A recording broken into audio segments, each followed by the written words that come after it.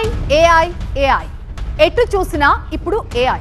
అబ్బో అద్భుతం మహాద్భుతం అంటూ నోరెళ్లు పెట్టేస్తుంది లోకం.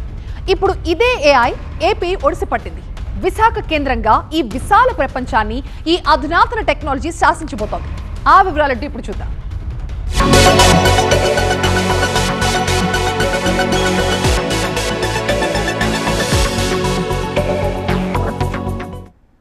వావ్ వైజాగ్, వారెవ్వా వైజాగ్ లక్కీ ఛాన్స్ కొట్టేసింది. ప్రపంచం చూపుని తన వైపు తిప్పేసుకుంది. ఆంధ్రప్రదేశ్ చరిత్రలోనే కాదు భారతదేశ చరిత్రలోనే సరికొత్త అధ్యాయానికి శ్రీకారం చుడుతోంది. అసలింతకు సాగర తీరంలో ఏం జరుగుతోంది, ఏం జరగబోతోంది, ఎక్కడ చూసినా ఇప్పుడు ఇదే చర్చ.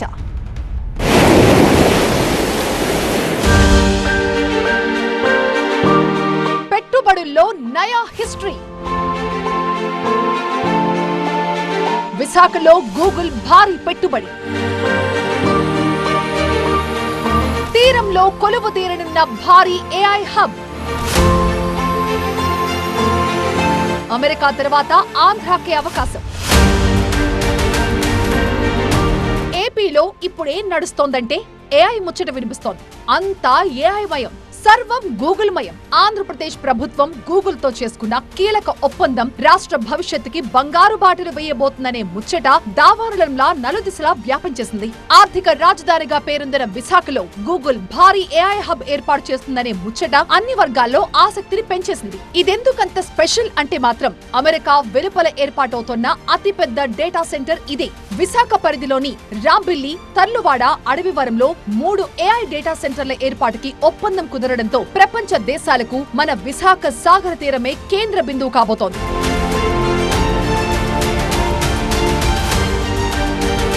గూగుల్ ఏపీకి తరలి రావడం, అతిపెద్ద డేటా సెంటర్ ను ఇక్కడ ఏర్పాటు చేయడం ఒక్క రాష్ట్రానికి మాత్రమే కాదు, భారతదేశానికే గర్వకారణమని చెప్పొచ్చు. ఎందుకంటే ఇప్పటికే టారిఫ్ల పేరిట భారత్ ను ఇబ్బందులు పెట్టే ప్రయత్నం చేస్తున్నారు అమెరికా అధ్యక్షుడు ట్రంప్.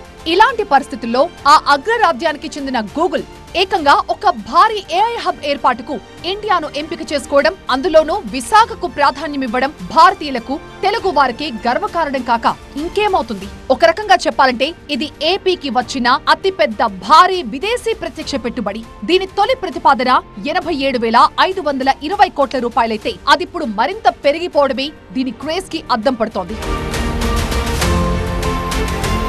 అమెరికా వెలుపల అతిపెద్ద ఏఐ డేటా హబ్ ని విశాఖలో ఏర్పాటు చేయనున్నట్లుగా ఇటీవలే ప్రకటించింది అంతర్జాతీయ ఐటీ దిగ్గజం గూగుల్. దేశ రాజధానిలో జరిగిన భారత్ ఏఐ శక్తి కార్యక్రమంలో కేంద్ర మంత్రులు నిర్మలా సీతారామన్, అశ్విని వైష్ణవుల ఆధ్వర్యంలో ముఖ్యమంత్రి చంద్రబాబు, ఐటీ మంత్రి నారా లోకేష్ సమక్షంలో గూగుల్, ఏపీ ప్రభుత్వాల మధ్య ఈ ఒప్పందం కుదిరింది.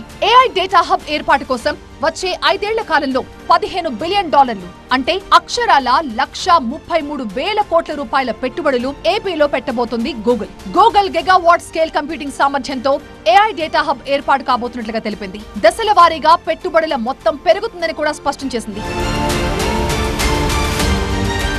ఏపీలో ఏఐ హబ్ ఏర్పాటు చేయాలన్న గూగుల్ నిర్ణయం చరిత్రాత్మకమైనదన్నారు ప్రధాని మోదీ. వికసిత్ భారత్ నిర్మించాలన్న మన కలను సాకారం చేసేందుకు ఇదొక బలమైన వేదిక అన్నారు. డిజిటల్ ఆర్థిక వ్యవస్థ బలోపేతం చేయడంతో పాటు ప్రపంచ సాంకేతిక లీడర్ గా భారత్ స్థానాన్ని మరింత పటిష్టపరుస్తుందంటూ ఎక్స్ వేదికగా తన ఆనందాన్ని వ్యక్తం చేశారు. ఏదైనా ప్రాజెక్ట్ ఫైల్స్, కాగితాలకే పరిమితం కాకుండా రియాలిటీలో ముందుకొస్తే ఎలా ఉంటుందో ప్రధాని మోదీ చూపిస్తున్నారని ప్రశంసించారు కేంద్ర మంత్రి నిర్మలా సీతారామన్. అయితే ఏఐ రంగంలో ఇదొక మైలురాయి అన్నారు చంద్రబాబు. ఇది నెక్స్ట్ లెవెల్ డెవలప్మెంట్ అన్న చంద్రబాబు ఏఐ అంటే ప్రపంచమంతా ఏపీ వైపు, అందులోనూ వైజాగ్ వైపు చూడబోతోందన్నారు. First of all, I have to thank Honorable Prime Minister. He has made it possible. Always, I am a great admirer of Google. We are talking about data center and artificial intelligence. Really, it is very inspiring. And also Visakhapatnam, at that time Hyderabad, now Visakhapatnam. Even Hyderabad, I brought Microsoft at that time. First time Microsoft has come to Hyderabad. Today, Google has come to Visakhapatnam. We are very happy. America తర్వాత ఆ స్థాయి AI hub అంటే మామూలు విషయం కాదు. అందుకే ఇప్పుడు Google ని సెర్చ్ చేసే ప్రతి గుండె ఏపీ గురించి ఆలోచిస్తోంది, ఆరా తీస్తోంది. ఏపీలో జరగబోయే ఏఐ అద్భుతం గురించి ఆతృతగా ఎదురు చూస్తోంది. మొత్తానికి గల్లీ నుంచి ఢిల్లీ దాకే కాదు, అమెరికా దాకా విశాఖ పేరు మార్మోగిపోతోంది. అతిపెద్ద ఆర్టిఫిషియల్ ఇంటెలిజెన్స్ హబ్ ఏర్పాటు సాగర తీరానికి మరో మణిహారం తొడిగినట్టేనన్న అభిప్రాయం సర్వత్రా వ్యక్తమవుతోంది. ఇప్పుడు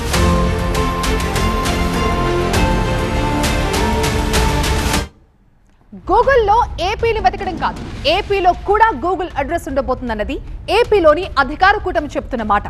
గూగుల్ ఇవ్వనున్న ధీమాతో ఏపీకి మరిన్ని ఐటీ సొబగులు ఖాయమన్న కాన్ఫిడెన్స్ ను వ్యక్తం చేస్తోంది రాష్ట్ర ప్రభుత్వం. ఎవరెంతగా అడ్డుపడినా ఐటీ అభివృద్ధిలో హైదరాబాద్ సక్సెస్ ని రిపీట్ చేస్తామని చెప్తోంది చంద్రబాబు అండ్ టీం. అయితే అన్ని అంశాల మాదిరిగానే గూగుల్ డేటా సెంటర్ పైన సందేహాలు వ్యక్తం చేస్తోంది విపక్షం. విశాఖలో గూగుల్ ఏర్పాటు చేయబోయే డేటా సెంటర్ ఏపీకి గేమ్ చేంజర్. 1,80,000కు పైగా ఉద్యోగాలు రావడమే కాకుండా ఆర్థిక వ్యవస్థ ఊహించని రీతిలో బలోపేతం కాబోతోందని కూటమి ప్రభుత్వం గట్టిగా చెప్తోంది. కానీ ఈ ఒప్పందంపై వైసీపీ అనుమానాలు వ్యక్తం చేస్తోంది. కేవలం డేటా సెంటర్ ఏర్పాటుతో ఉపయోగం ఉండదని, ఉద్యోగాల కల్పన పెద్దగా జరగదు అన్నది విపక్షం వాదన. రీసెంట్గా జరిగినటువంటి ఎస్ఐపిబి మీటింగ్లో కానీ లేదా రాష్ట్ర కేబినెట్ నిర్ణయం తీసుకున్నటువంటి దాంట్లో కానీ ఈ రైడ్ అనేటువంటి సంస్థ అంటే గూగుల్ అనుబంధ సంస్థ ఏదైతే ఉందో దానికి 87,000 కోట్ల రూపాయలు పెట్టుబడులు పెడుతున్నారు, 200 మందికి ఉపాధి కల్పిస్తున్నారు అనేటువంటిది వాళ్ళు అఫీషియల్గా వాళ్ళు ప్రకటించినటువంటి నెంబర్స్ అవి. సో ఇందులో నేనేమి కావాలని చెప్పినటువంటి నెంబర్స్ కాదు. సో దీని మీదే ప్రజలకి ముఖ్యంగా యువతకి అనేక అనుమానాలు ఉన్నాయి. అదేంటి దగ్గర దాదాపు 1,00,000 కోట్ల రూపాయలు పెట్టుబడి అంటున్నారు, 200 మంది ఉద్యోగాలు ఏంటనే. ఎస్, డేటా సెంటర్స్ అంటే డేటా సెంటర్స్లో ఎంప్లాయ్మెంట్ అనేటువంటిది జనరేట్ కాదు. గూగుల్తో ఒప్పందం వల్ల వాస్తవంగా వచ్చే ఉద్యోగాలకి ప్రభుత్వం చెప్పుకుంటున్న లెక్కలకు అస్సలు పోలికే లేదంటోంది వైసీపీ. గూగుల్ పేరుతో ప్రచారం చేసుకోవడం కాదు, యువతకు ఆర్థిక వ్యవస్థకు కలిగే ప్రయోజనాలేంటో చెప్పాలంటున్నారు మాజీ మంత్రి గుడివాడ అమర్నాథ్. డేటా సెంటర్ కు భారీగా విద్యుత్, నీళ్లు అవసరమని కూటమి ప్రభుత్వం డేటా సెంటర్ కి 22,000 కోట్ల రాయితీలిచ్చింది అన్నారు గుడివాడ అమర్నాథ్. సో మేము కోరేది ఏంటంటే గూగుల్ డేటా సెంటర్స్ ఎస్టాబ్లిష్ చేస్తున్నారు కాబట్టి వారి డేటా సెంటర్తో పాటు డెవలప్మెంట్ సెంటర్ కూడా పెడితే ఒక 10,000 మందికి ఉపాధి కల్పించేటువంటి దానికి అవకాశం కల్పిస్తే ఈ ప్రాంతంలో ఎకో సిస్టమ్ అనేటువంటిది బిల్డప్ అవుద్ది అనేటువంటిది మా తాలూకు సూచన. సో దాన్ని తీసుకోవాలనేటువంటిది ప్రజలు కూడా కోరుతూ ఉన్నారు. దయచేసి దాని మీద బొరపెట్టండి తప్ప లేని నెంబర్స్ని ప్రజల ముందు పెట్టి 1,80,000 మంది మొత్తం గూగుల్కి ప్రపంచవ్యాప్తంగా ఉండేదే 1,80,000 మంది ఎంప్లాయీస్. ప్రపంచం అంతా కలిపి వాళ్ళకు ఉన్నటువంటి అన్ని డెవలప్మెంట్ సెంటర్స్ని కలుపుకుంటే వాళ్ళకు ఉన్నటువంటిది 1,80,000 మంది ఎంప్లాయీస్ ప్రపంచవ్యాప్తంగా.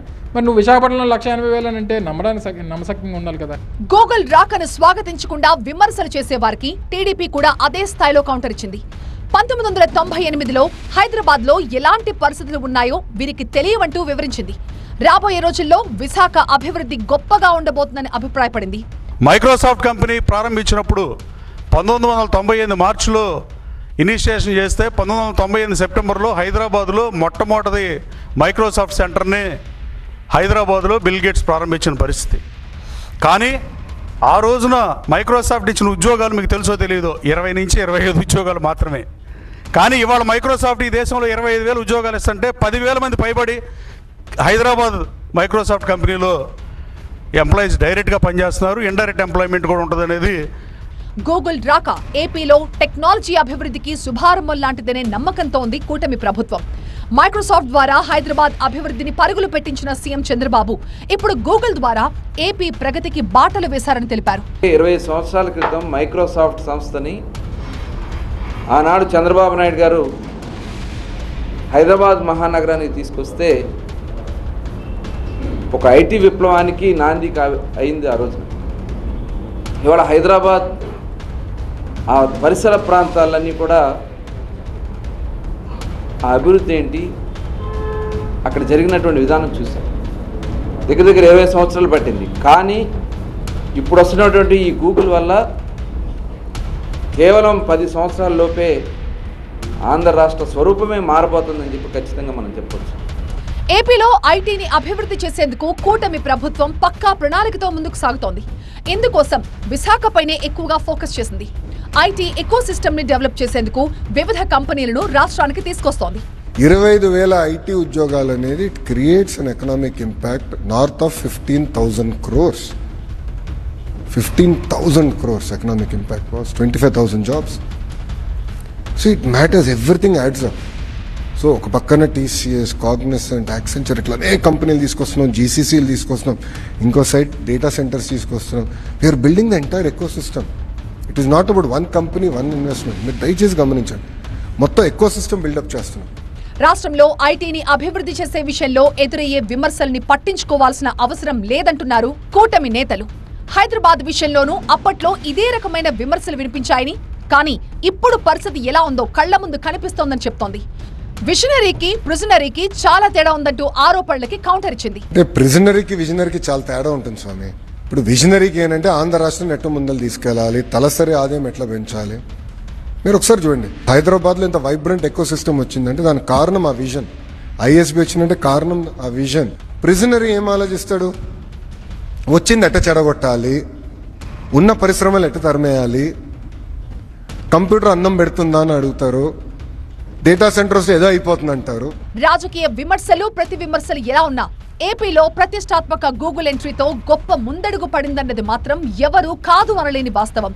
అభివృద్ధితో ప్రజల జీవన స్థితులు మెరుగుపడతాయన్నది అంతా చవిచూసిన విషయం. ఐటీ రంగంలో హైదరాబాద్ ది గ్రేట్ అన్నది జగమెరిగిన సత్యం. ఆ సరసన విశాఖ కూడా చేరితే అది తెలుగు వారికి మరొక ప్రైడ్ అవుతుందన్నది అంతా అంగీకరించాల్సిన నిజం. కాబట్టి రాజకీయాలు కూడా ఏపీలో ఐటీని పరుగులు పెట్టించే దిశగానే ఉండాలన్నది ప్రజలందరి ఆలోచన. రాజకీయ విమర్శలు ఎలా ఉన్నా చంద్రబాబు చెప్పిన ఒక్క విషయం అయితే నిజం. అదే వైజాగ్ లో జీ అంటే గూగుల్. దీన్ని ప్రత్యర్థులు ఒప్పుకోకపోయినా జరగబోయే నిజం ఇదే.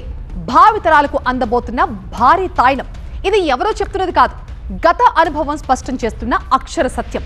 ఆనాడు చంద్రబాబు వేసిన ఐటీ పునాదుల తాలూకా విజయాలు ఇవన్నీ కళ్ల ముందు కనిపిస్తుంటే ఎవరు మాత్రం దీన్ని కాదనగలరు, ఎవరు మాత్రం దీన్ని తోసిపుచ్చగలరు?